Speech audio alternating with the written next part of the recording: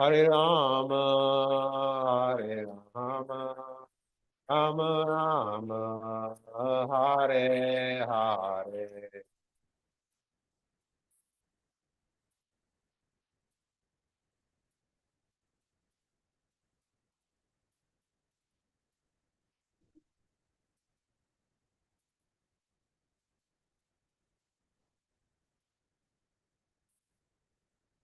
Hare Krishna, Hare Krishna, Krishna Krishna, Hare Hare, Hare Rama, Hare Rama, Rama Rama, Hare Hare.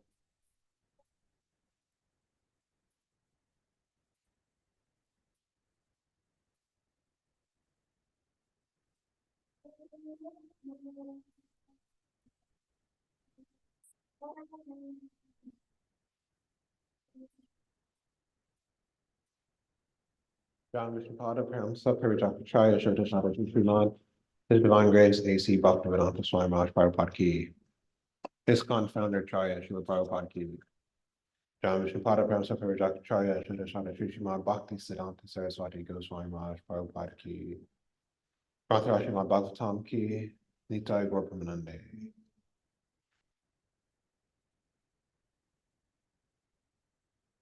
Om Namo Bhagavate Vasudevaya.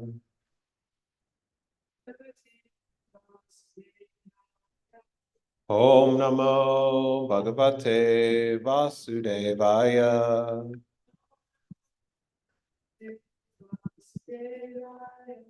Om Namo Bhagavate Vasudevaya. Reading from Srimad Bhagavatam, Canto 6, Chapter 5, titled Narada Muni, cursed by Prajapati Daksha, text number 18. Aishvaryam Shastram Utsrijya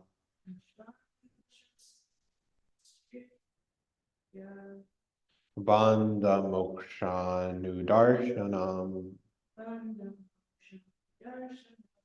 Vivikta Padam Agaya Kimasad Kamabir Bhavet Aishvaryam Shastram Utsrijya Bandha Mokshanudarshanam Vivikta Padam Agyaya Kimasad Kamabir Bhavet Aishvaryam Shastram Utsrijya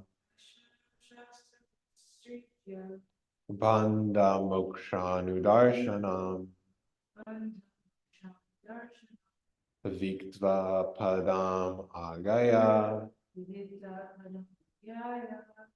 Kemasat Kamabir Bhavet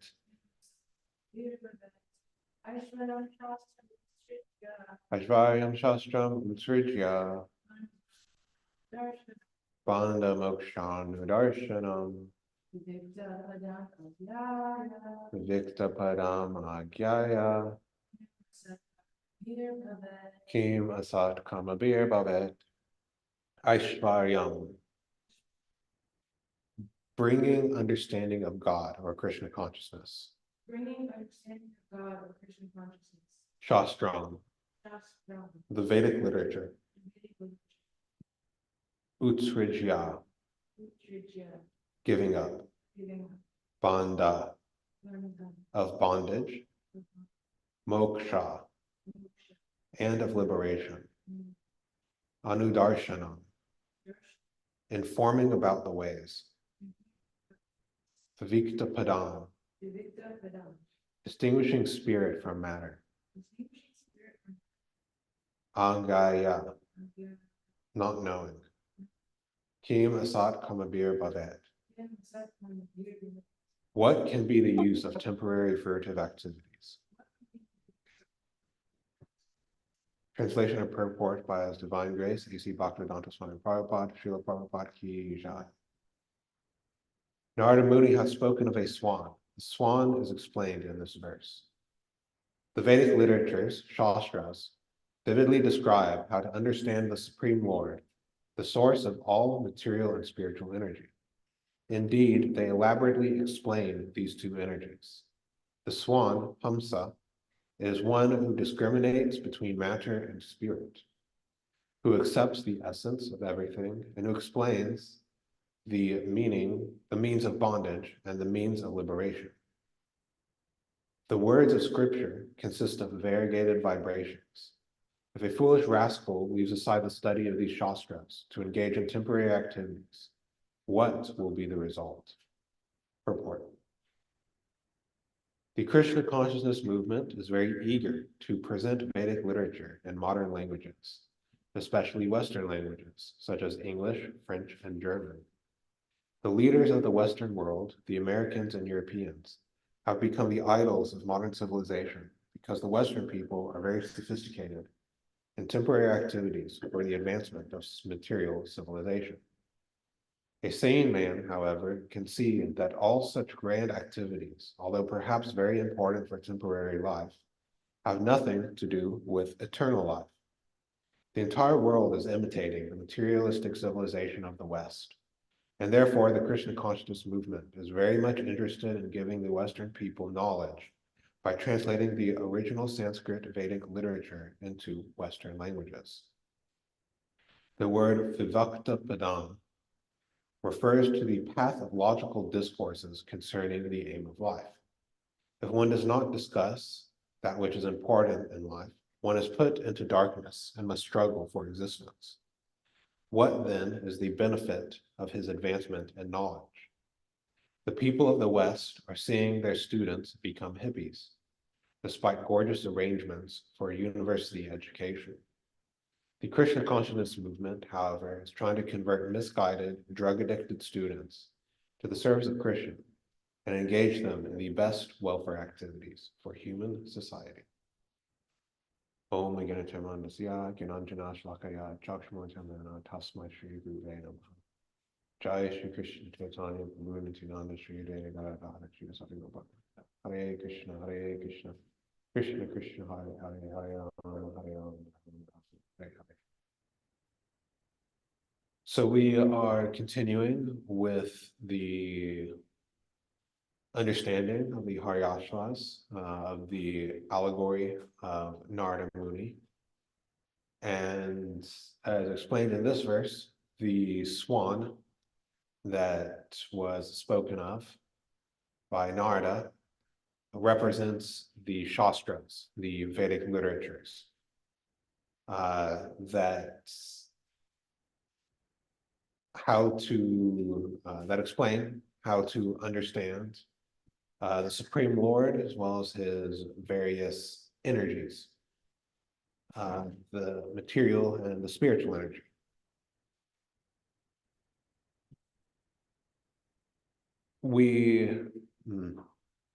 I'll need some kind of explanation of how to live our life.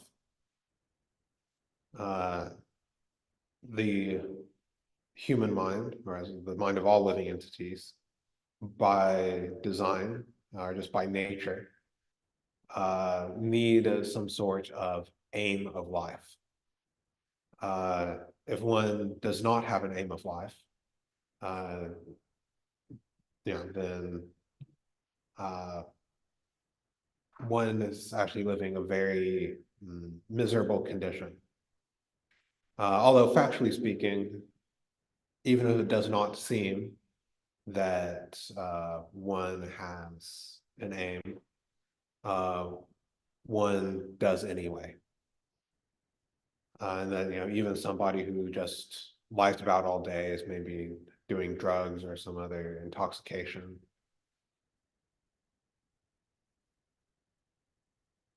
Does have the goal of life of,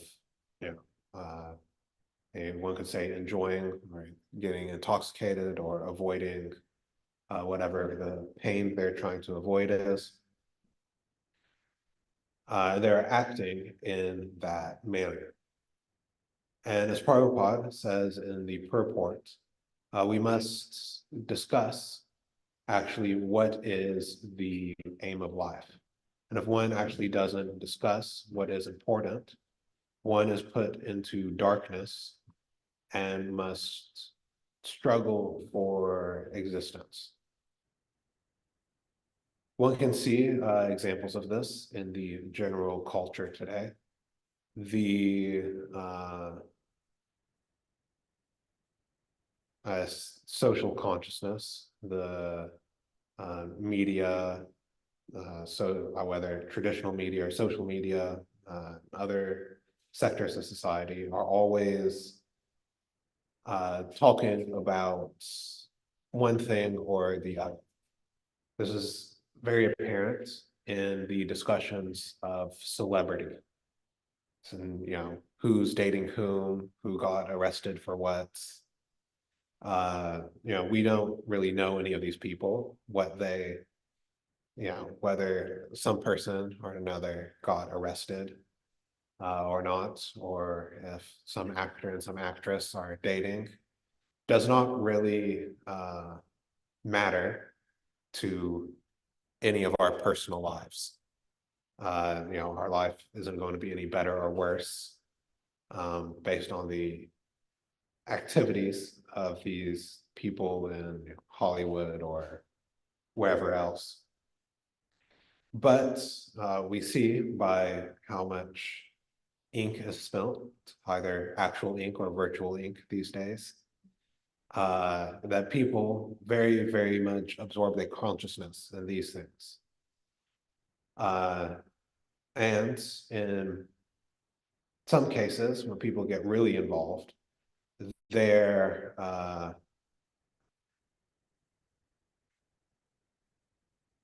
actual happiness or unhappiness is affected by the activities of these far personalities. I know in my younger years, in the earlier days of the internet, there was the whole, I guess, meme of, you know, leave Britney alone, where this person was just crying on camera because people were saying bad things about Britney Spears. And they got so agitated about people bad-mouthing Britney that they posted a video, it was on YouTube originally, that, you know, they were actually sobbing and imploring people to leave Britney alone.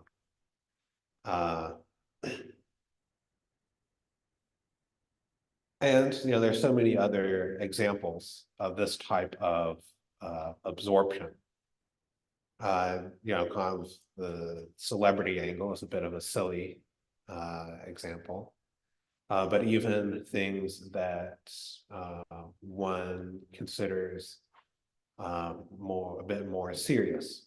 For example, the quest for money. Of course, we need some resources to live. Artha is considered one of the goals in human life. But you know, one should not, or say, if one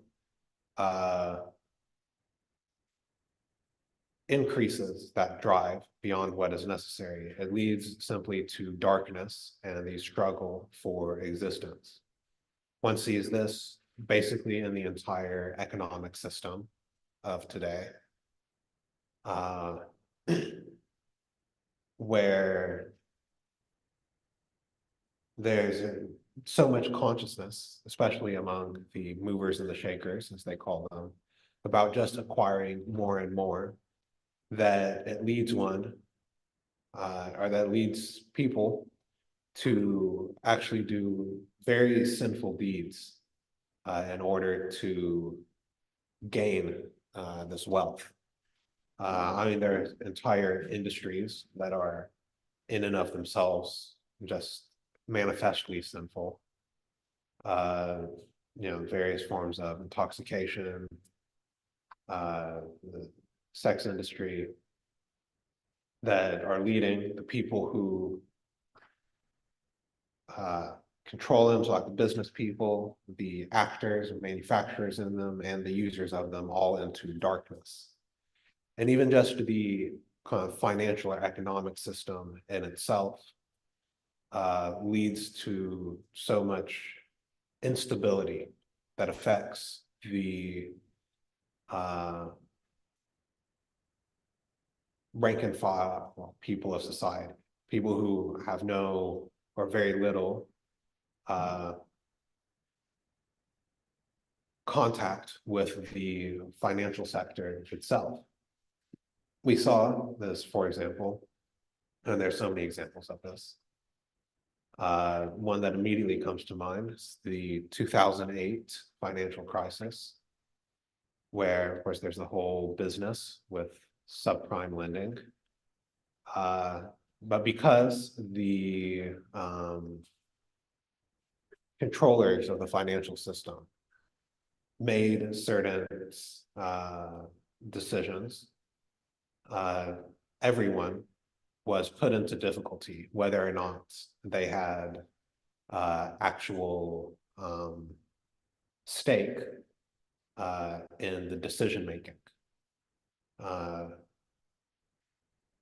Another example that is very prevalent nowadays, and it's always been prevalent for a while now, but that is talked about a lot nowadays, is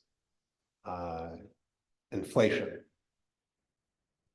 Because we were reading yesterday, and a small group of devotees were reading in the this book where Prabhupada's conversations about farming and varnashram are compiled. And Prabhupada was making the point that having paper money rather than money backed by actual things leads to inflation, which, because people can just print money, whether counterfeitedly or even, licitly, even under like the proper authorities doing it. And it leads to so much distress because, and all this is because of a misunderstanding of the proper goal of life. So what actually gives us the proper goal of life and the proper aim of life? To a certain point, one can reason out. This is, in a similar way to understanding Krishna. One can understand by the neti process, and the process of this is not, this is not, and this is not. One can understand many things that are not the goal of life. But to understand actively what is the proper aim of life, one needs the Shastras. However, it should be noted that the Shastras contain information actually about both the material and the spiritual energy. If one reads the Vedic literatures, there's so much information about various fields of knowledge. They have the Dana Shastra for making war, Dharma Shastras for various dharma that the human society should live under, Jyotir Shastra for astrology, Ayurveda for medicine, Gandharva Shastra for music, the various Vedas, and even the Puranas are divided according to the level of which people they are written for.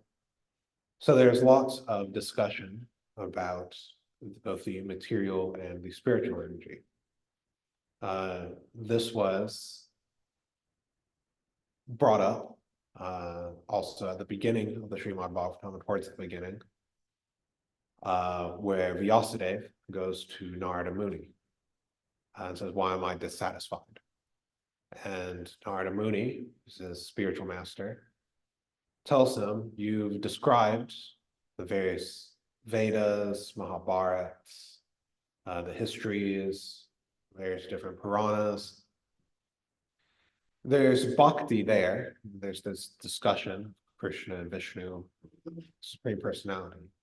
But there's also so much other discussions about different topics as well, that sometimes the actual conclusion of the Vedas is covered over. And we actually do see this, practically speaking, sometimes, where people who are sometimes very conversant in a certain sense, or at least familiar with aspects of the Vedic literature, whether that might be, more, I guess you could say, traditional Hindu sort of people, or kind of the new agey sort of type of person. They, read the Vedic literature and then come to all sorts of different conclusions about what's, the proper way of living, what's the proper metaphysical notions. So we do practically see that sometimes the Vedic literature is covered. It's not covered, that it's can sometimes confuse the issue of what actually is the supreme goal of life.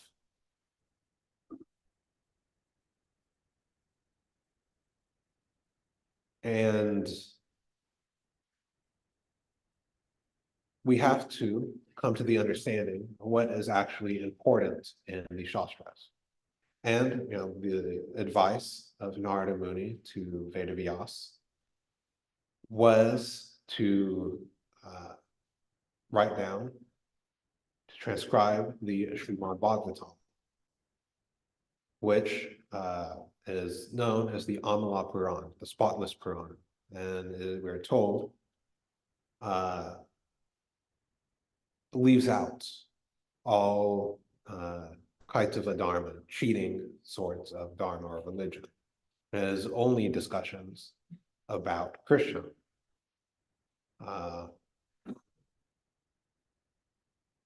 But even so, you do still sometimes hear people give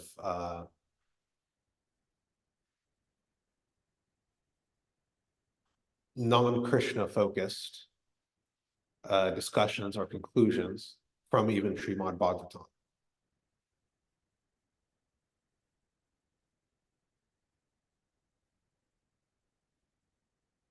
So it is important for Srimad Bhagavatam or any Vedic literature, really, that we must learn it in parampara. That we need to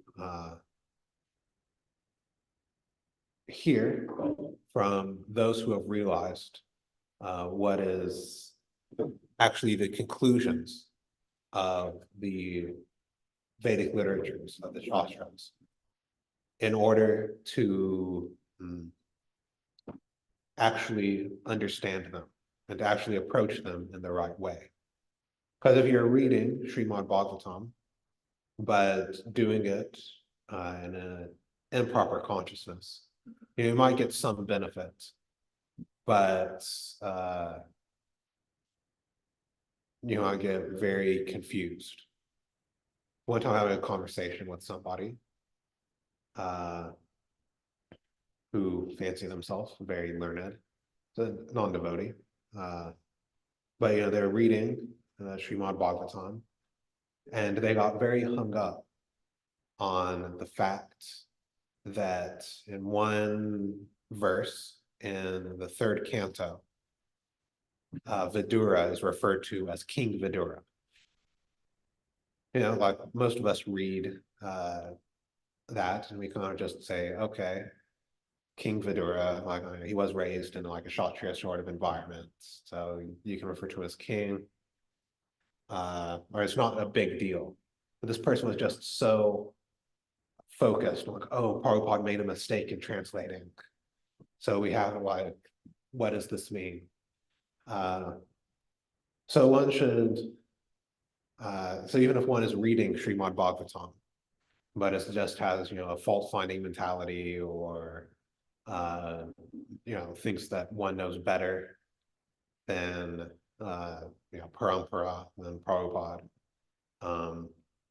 then one won't actually get the benefit of knowing what is the actual conclusion.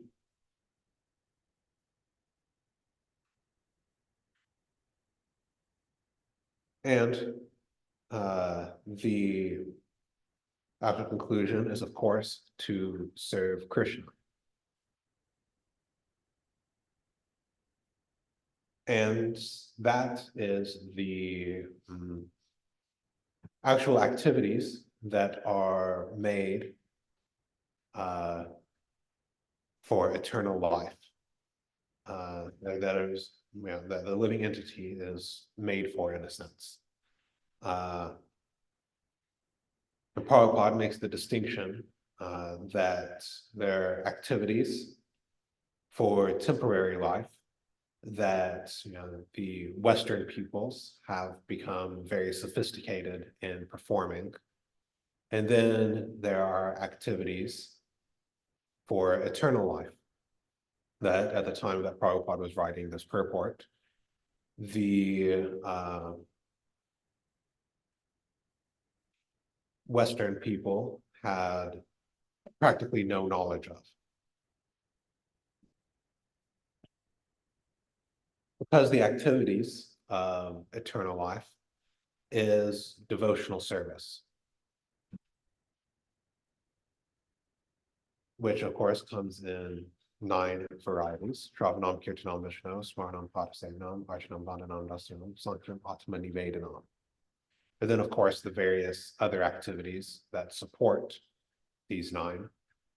And that is spiritual activity, which gives eternal benefit. And then things other than this is material activity, which might give temporary benefit, but do not actually satisfy the eternal living entity.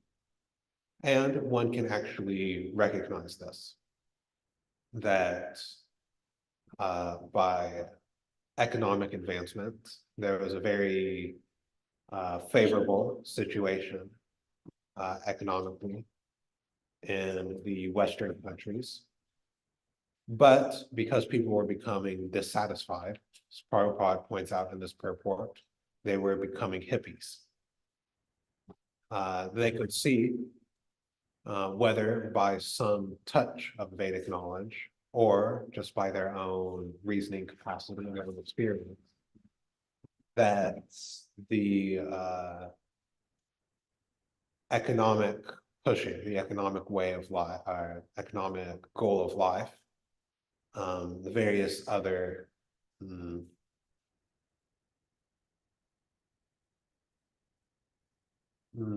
goals of life that go along with it, is religious ritual and just the formalities of religion, one could say. So kind of the Dharma mentality, Artha, the economic advancement. We're not cutting it. So some went to the idea of kama, just trying to enjoy their senses with intoxicants, free sex, and all the other activities of the hippie movement. And some who were maybe a bit more advanced, started thinking about moksha.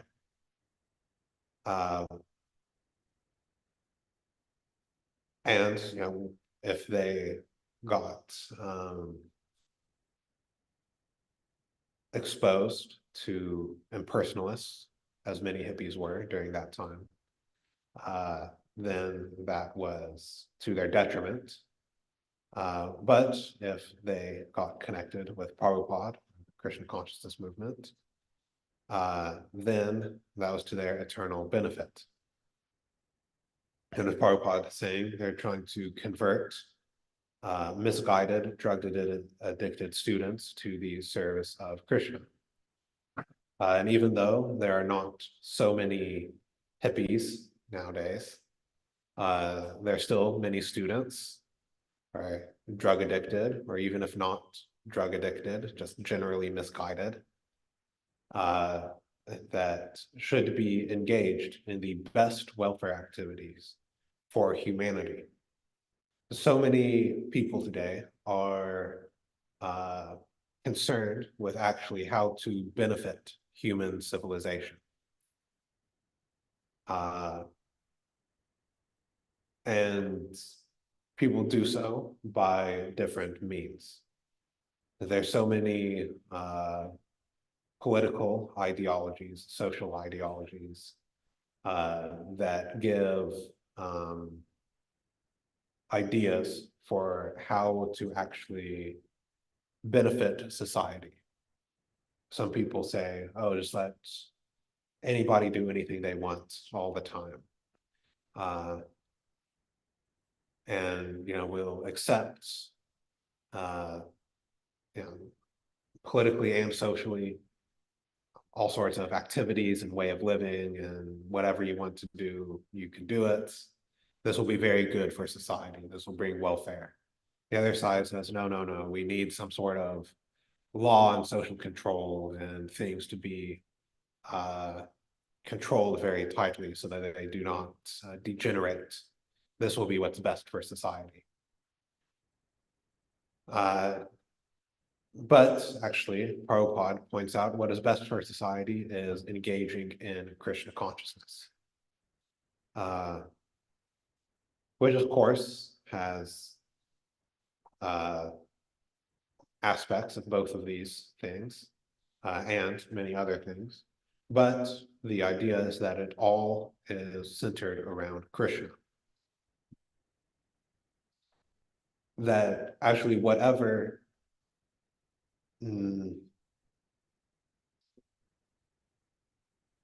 situation we are in life, the best activities are those that are centered around Krishna and done for the pleasure of Krishna. This looks different to different people or for different people, depending on their capacity, their natural inclinations and talents and abilities, as well as the situation that they are in life. So that one can have a full society or even just a significant portion of the society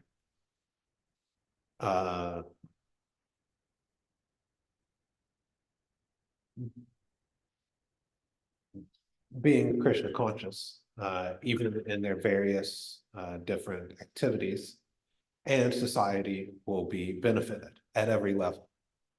We're actually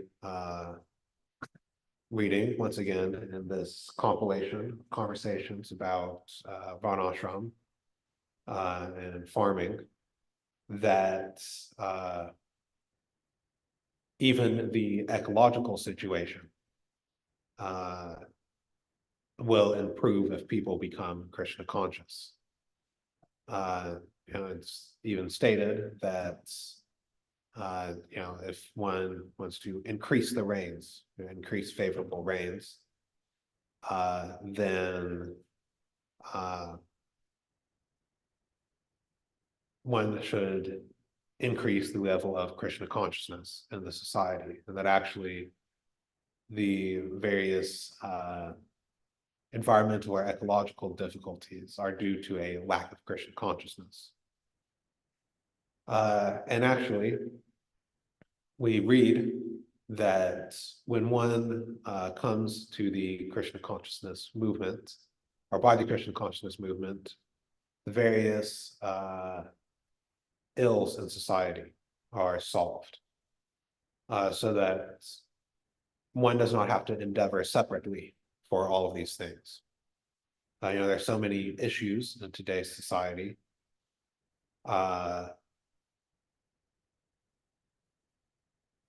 That need to be solved. And there are various different organizations for solving these different problems.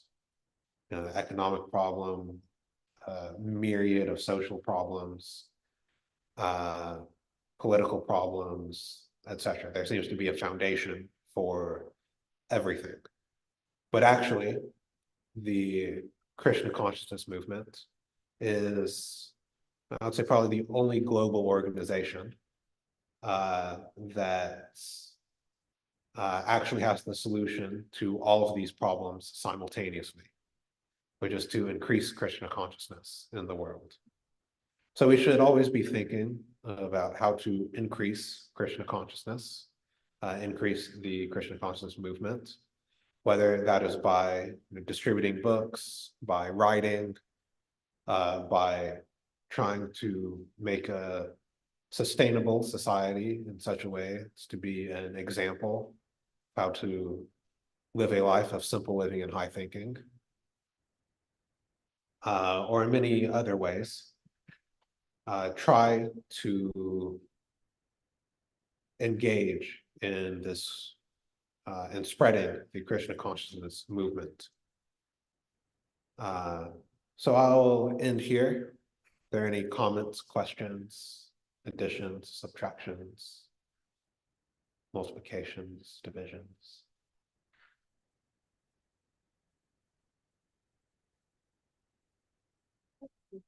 Yeah. Can you talk about what you mean when you're talking about the one thing? Falling into darkness, you remember you mentioned that phrase? Yeah. Can you talk about what that means? Yeah, so the question is, what does it mean by falling into darkness? That I was using and is used in the purport here. Where basically, one is just completely bewildered about more or less everything. What's proper or improper behavior, what is the actual goal of life, what's the proper way of relating with the world and other people. That basically one is so covered over by the material energy. It's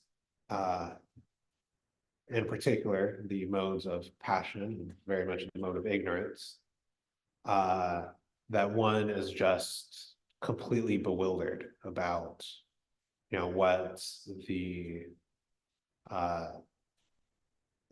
actual situation that one should be in life. It's what's actually a favorable situation. Yeah, I mean, there are many examples if one wants to go looking. I know there's this one guy that posts video on YouTube of Kensington Avenue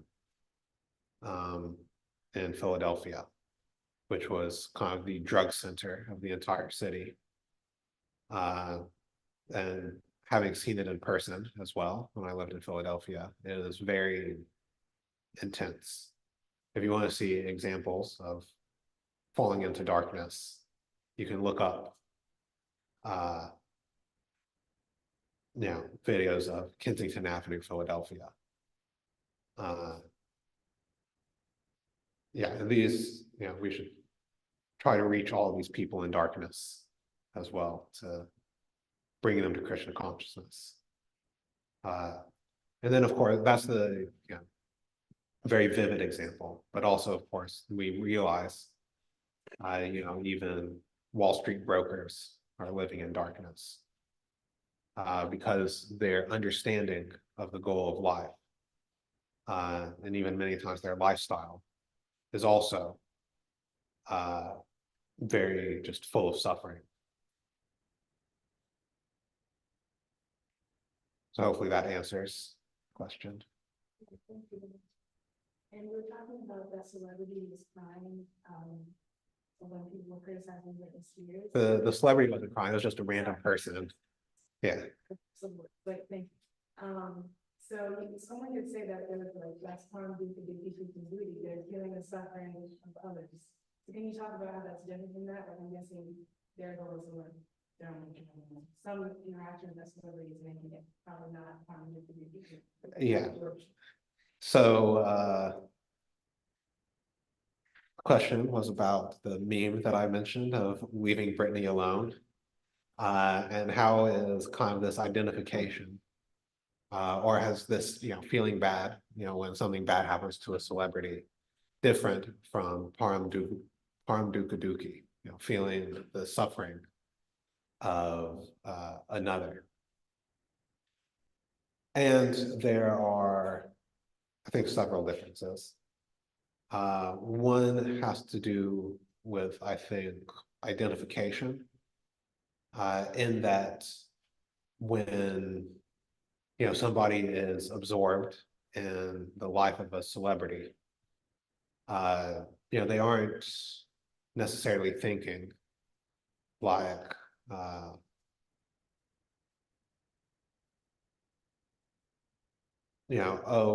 well, because so I approach it this way: the person who's actually param dukkha sees like, oh, this is another spirit soul, and they're suffering, and I'm feeling bad because of their suffering.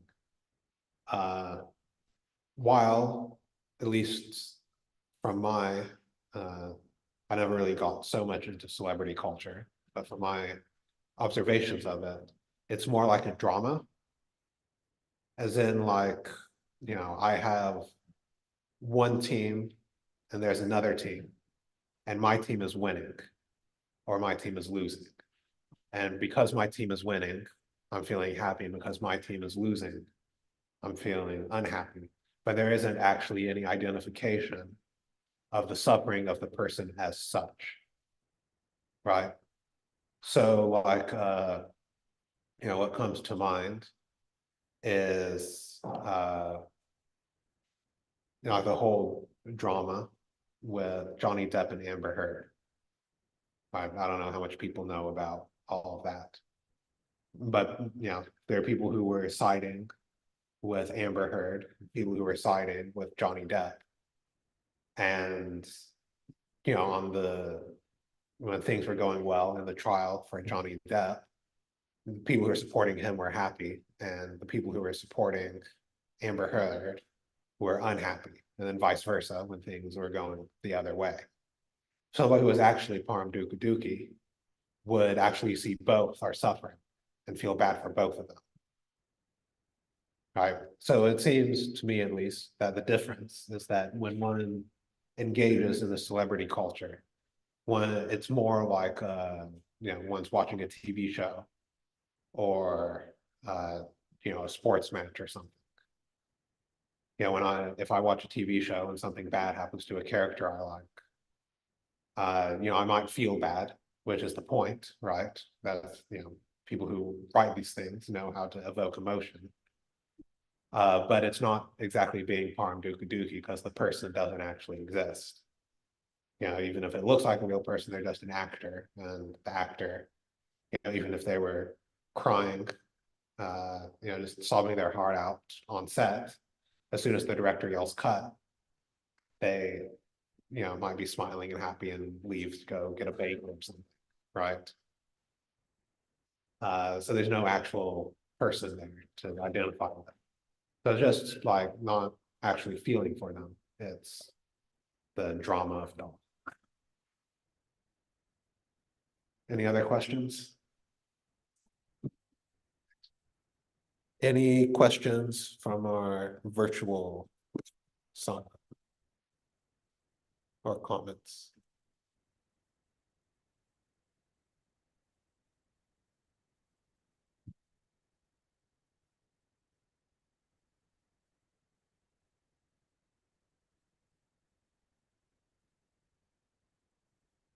Thank you, Yashadev, for your appreciation.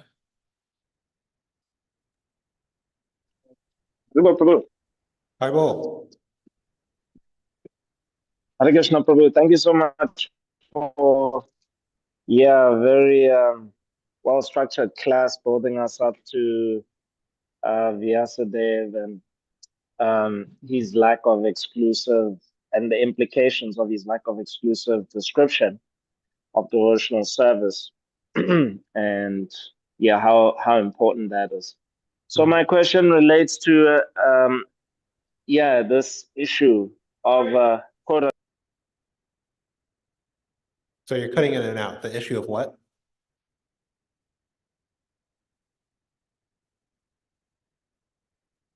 You're muted.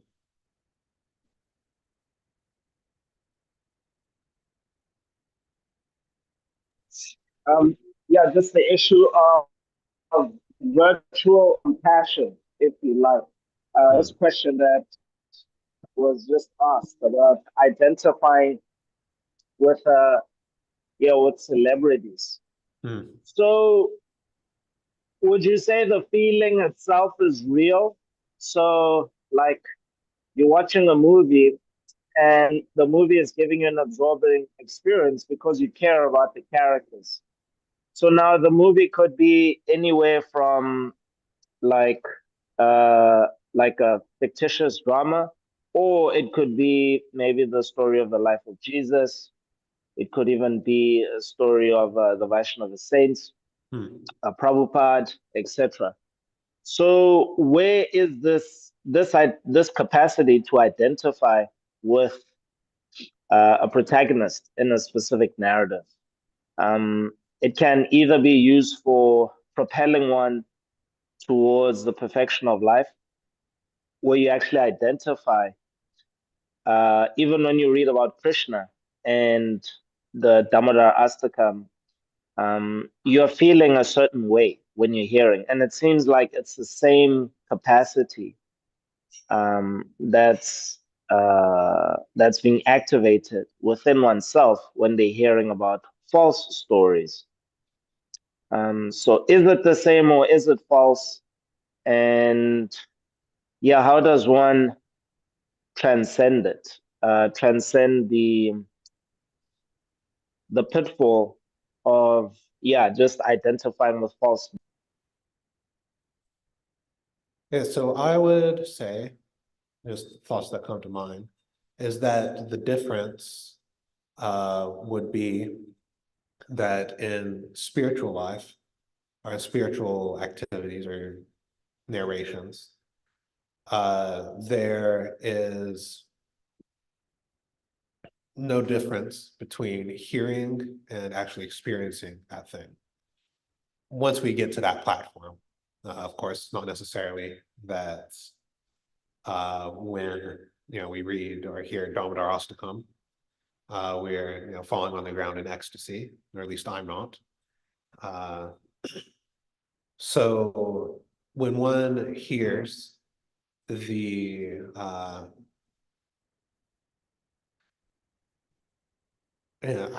activities of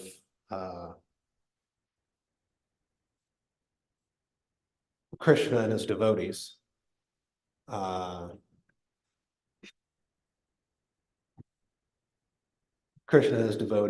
one actually at some level experiences them, which is not true of material life. And of course, the feelings that we get when even hearing these material stories, TV shows or movies or whatever, they're real, right? We're experiencing them. But what they are referring to is illusory. Right? It's like the example of the snake and the rope come to mind, right? We're engaging and identifying with these things.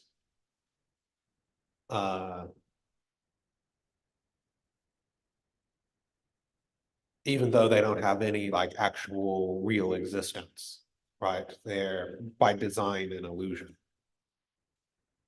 And if they're like, it could be this idea of param dukkha dukkhi, if the stories are actually happening, but then it's would be applied a bit more universally, I guess. So if one looks at the art of storytelling, the whole idea is to evoke emotions. And generally, there is a protagonist and an antagonist. And we're supposed to identify with the protagonist and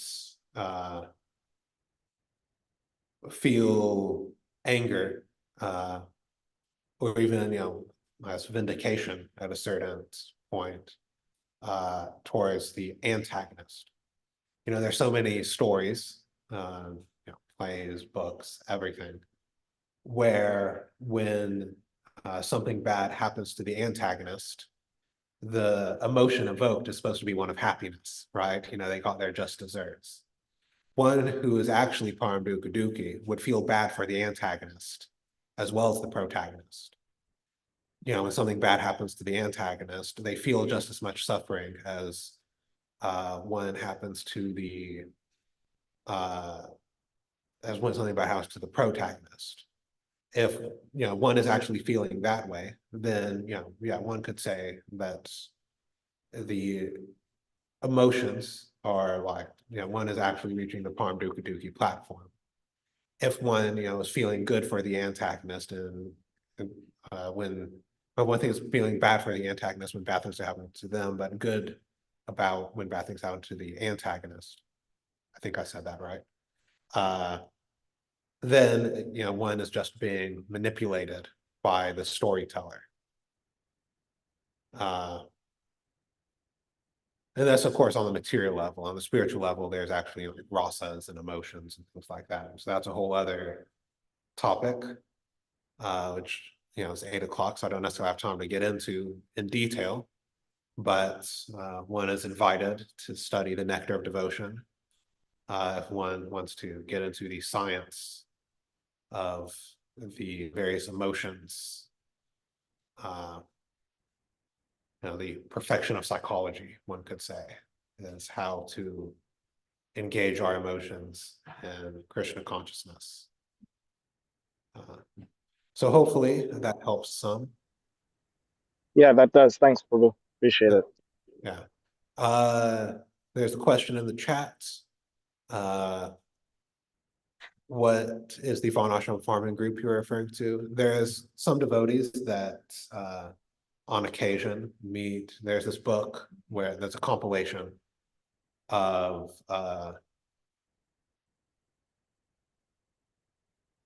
conversations that Prabhupada had with